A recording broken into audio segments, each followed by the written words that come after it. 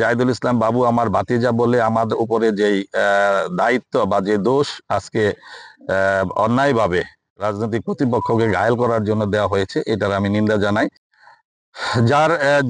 যাকে অভিযুক্ত করে রূপগঞ্জ থানায় একটি হত্যা মামলা রুজু হয়েছে এবং সেই মামলায় 16 জন এজাহারভুক্ত এবং অজ্ঞাতনামা আরো 12 জনকে করে 28 জনের নাম দিয়ে একটি মামলা হয়েছে। আমি বলতে চাই যে আমাকে জাহিদুল ইসলাম বাবু আমার ভাতিজা বলে আমাদের উপরে যেই দায়িত্ব বা যে দোষ আজকে অন্যায়ভাবে রাজনৈতিক প্রতিপক্ষকে ঘায়েল করার জন্য দেওয়া হয়েছে, এটার আমি নিন্দা জানাই।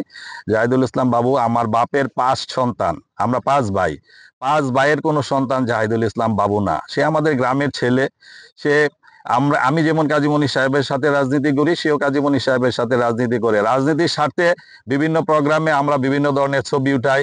এই ছবিকে কেন্দ্র করে বিভিন্ন ধরনের সম্পর্ক, যেটা বলছে যে আমার শেল্টারে আমি রাজনীতি করি জাতীয়তাবাদী স্বেচ্ছাসেবক দল। ছাত্র দলের দায়িত্ব তো আমার নেওয়ার কথা না। আমি বাংলাদেশ জাতীয়তাবাদী স্বেচ্ছাসেবক দল নারায়ণগঞ্জ জেলার সকস আমার যে 9টি ইউনিট আছে, সেই 9টি ইউনিটকে শক্তিশালী করার জন্য যত প্রকার কাজ আছে সেটা নিয়ে আমি ব্যস্ত থাকি। ছাত্র দলের দায়িত্ব আমার না, আমি এটার দায়িত্ব আমি কেন নিব? আপনাদের কাছে আমার প্রশ্ন।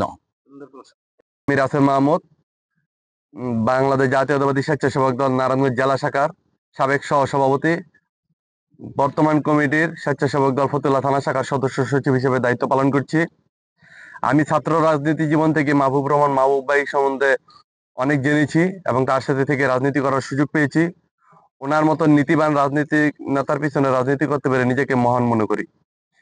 মাহবুব রহমান মাহবুব ভাইয়ের যে জনপ্রিয়তা, তার যে স্বচ্ছতা, ন্যায়নিষ্ঠা, এটাই হয়তো অনেকের মানে হিংসার কারণ। কারণ এত ক্লিন ইমেজের লোক বিএনপিতে, এটা একটা গৌরবের বিষয়।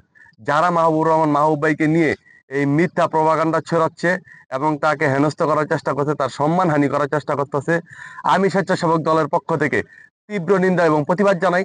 ভবিষ্যতে যদি এরকম অঘটন ঘটানোর চেষ্টা করে, আমরা স্বেচ্ছাসেবক দলের পক্ষ থেকে তা প্রতিহত করব।